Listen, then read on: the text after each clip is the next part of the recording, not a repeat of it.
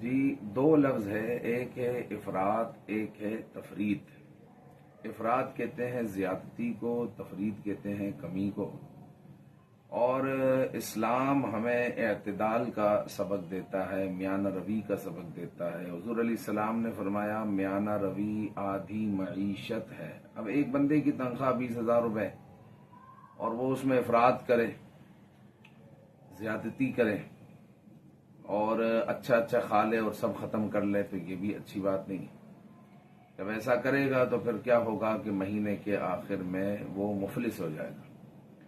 तो इफरात और तफरीत ये दो चीजें हैं, दोनों ममनू है, दोनों ठीक नहीं है।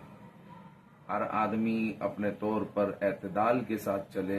एतदाल एक खजाना है, मियाना रवी एक खजाना है। हुजूर ने फरमाया ये आधी मईशत है।